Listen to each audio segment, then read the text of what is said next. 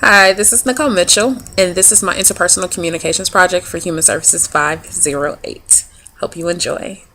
On our second slide, this course has taught me a lot about my communication style and communication styles about others. It also opened my eyes to why people personalities clash and why I was clashing with certain coworkers of mine and certain family members of mine. During this PowerPoint, I will be going over my own specific communication style as well as my behavioral blend and my overarching goals that I chose for myself that I believe that I need to work on. Also have given some goals that I would like to personally work on so I can be a better communicator in the future. On the third slide, my overarching goals are to increase my listening levels from level 1 to level 3, to become a more empathetic listener towards not only my clients but as well as my family and my friends, and then not to necessarily be worried about what people may be thinking about me during conversations. This definitely blends into my background and why I tend to get so worried about what people think about me. On the next slide, I have a picture of me and my family, and this is just a portion of my family. My family is very big. That's me in the middle. On the next slide, basically a little bit of background about me. I'm 4 of number 6 on my dad's side and number 2 on my mother's side. So I'm dead smack in the middle of everybody. So I have to be loud and exuberant just to get my point across because I am a middle child. Growing up, I did take speech and hearing classes, I believe because I used to mumble and stutter.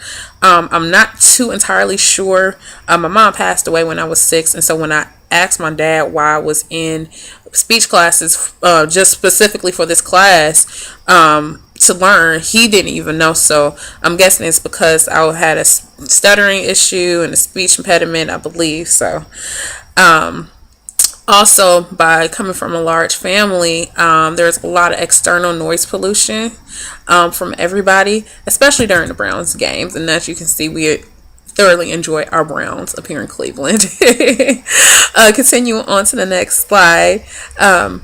With my family, you have to be assertive or you have to go home. You have to put your point across. We tend to out-talk people.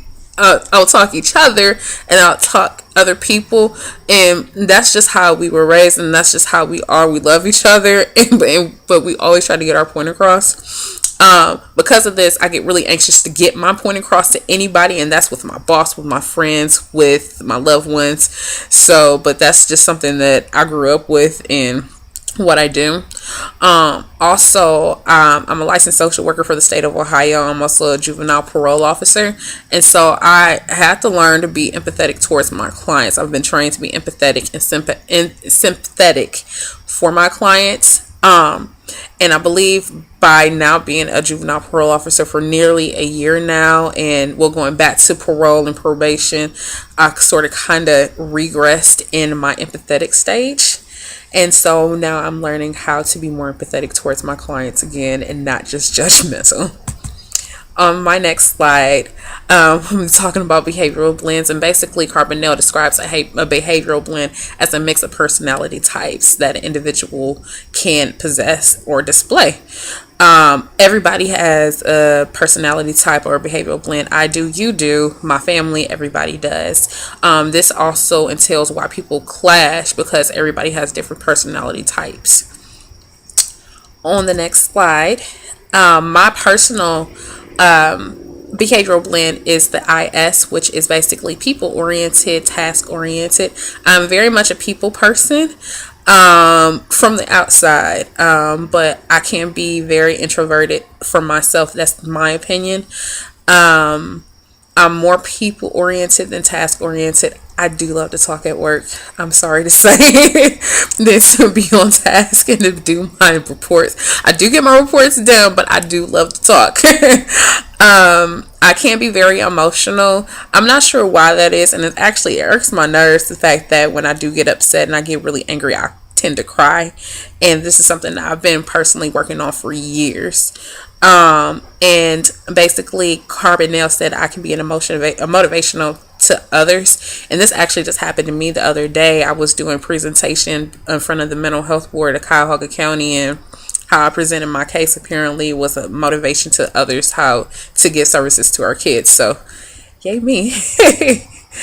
On the next slide, some potential barriers that I have to my behavioral blend and my communication style is that I tend to attribute and to stereotype my clients prior to first meeting them.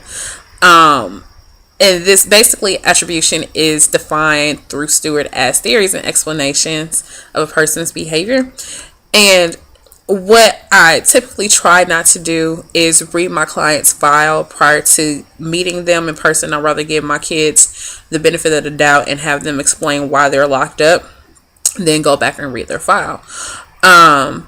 Basically, I still have the typical stereotypes of, okay, African American, you had a gun, you weren't raised in a 2-parent household, because that's what I've seen. That's the norm for my caseload. The majority of my caseload, actually my whole entire caseload, 100% of it is African American, and probably I want to say 2 or 3 of my clients actually have their dad active in their life. So I also tend to freak out about the potential of what somebody is thinking about me during the conversation, and this results in me going down to listening level 1, because I tend to think like, okay, well, what are they going to think about what I'm about to say and what I'm about to do? And at that point, I definitely tune them out. And this on accident, because it's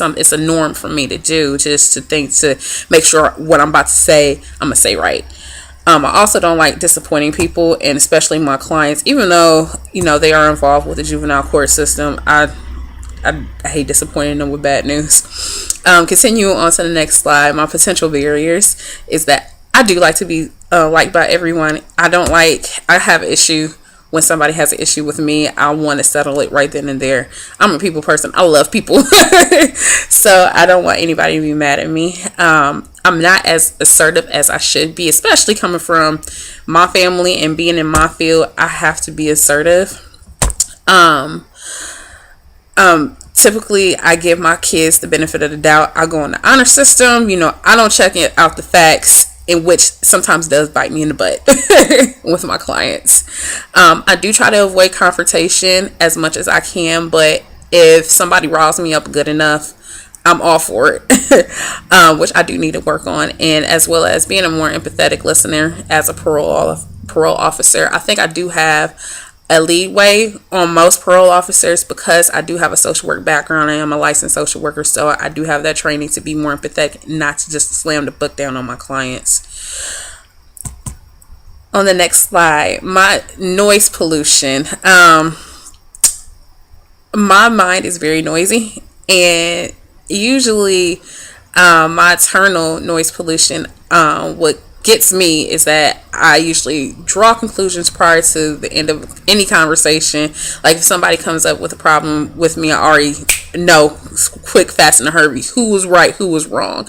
And this also leads into me being antsy about what I want to say and tell them, okay, you were right, you were wrong. Also, I do have the bad habit of interrupting people, and this includes my supervisor. And now she's used to it, and I always apologize for it. But because of my background, I always, want to jump in and just, tell you what I want, what I know, or what I think. And also, it's on the part where I believe that sometimes I forget what I want to say, and it's really, really good what I really want to say, and then I just tend to forget. So I tend to jump in real fast so I can tell you what I want to say. Also trying to blot out external noise pollutions. If I can be diagnosed with ADHD as an adult, I think I would have it, because I'm so distracted by everything. Like right now, I have my window open. I'm hearing a lot of the crickets. I just want to look outside. I'm just everywhere. On the next slide, my external noise pollution is basically anything around me. I have to have the TV off, music off, anything when I'm doing homework. Birds outside, they distract me, other conversations in the distance. And basically, when I was working in the institution, this was extremely hard when I was trying to pay attention to my clients. It's hard being in the office trying to talk to your clients when a fight is going on outside. You got kids cussing, fussing, tearing up the dorm room outside, and you're just trying to hold a private conversation, a session with one of your clients. So that was really extremely hard. The next slide, I found an article named Noise Pollution, a Modern Plague. And according to the article, environmental, external noise pollutions can be a potential threat to a person's physical well-being. And I do believe this because when you have distractions on the outs, like I live right by a freeway, and if there's a car crash, I definitely hear it and I wake up, and that will mess up my sleep. This can also lead into, eternal noise pollution because you're jumbled in the brain. You didn't get enough to sleep. And so you go to work and you try to have a conversation and you miscommunicate. And this leads to the flat brain tangle syndrome, which is from my good friend Peterson. And this is due to irritability. And this is basically just a chain reaction of outside noise pollutions. On the next slide, the article suggested basically how to do local and federal measures on trying to get down noise pollution. But what can we do? What can I do personally to get down my noise pollution now? On the next slide, these are my solutions on noise pollution. The next slide, my plan of action at work. When I'm with a client, I will take notes now and then paraphrase afterwards what my client has said to me so I can make sure I understood everything that was given to me. Prior to talking to any judge or magistrate, I will use the inhale and exhaling technique. Literally inhale and exhale before I talk, because that's a part of my nervousness, talking to people who are in administration and above me. Instead of interrupting people like my supervisor, I will let her finish with her conversation. And if I have a conversation, not a conversation, but if I have a question, I will write it down for her. I also tend to go into the Perry Mason line of questioning with my clients. And instead of questioning them like that, I want to turn it into pro-social statements and questions like, okay, well, that was a real bad idea. What can you do positive next time? Is I've noticed that with certain clients I can do that, and certain clients I can't do that, but I'm learning to work to do that with all clients. And also, if available, go to a quiet area, because that's most definite. And it'll be kind of hard with my clients who are in the institution, but it is what it is. I have to work with. Okay, next slide. My plan of action, my general conversations, basically the same as I think. Let everybody finish. Realize I can get my point across eventually. I just have to wait. Be patient. Patience is a very hard thing for me. Scratch all preconceived notions, because I wouldn't want nobody to have any preconceived notions about me.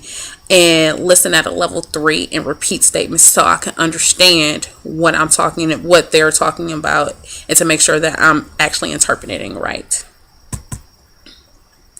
As far as self-esteem, on the next slide, I need to stop worrying about what people think of me. I can't worry about what people think of me. And then I also need to learn to realize that not everybody will like me and I won't or agree with me.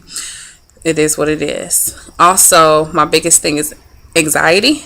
And so when I am anxious, I have to remember and mentally repeat Philippians 4:6-8, which is, don't be anxious about anything, but in everything by prayer and supplication with thanksgiving, let your requests be known to God. And the peace of God, which surpasses all understanding, will guard your hearts and your minds. All right, that's it. Thank you for watching and listening.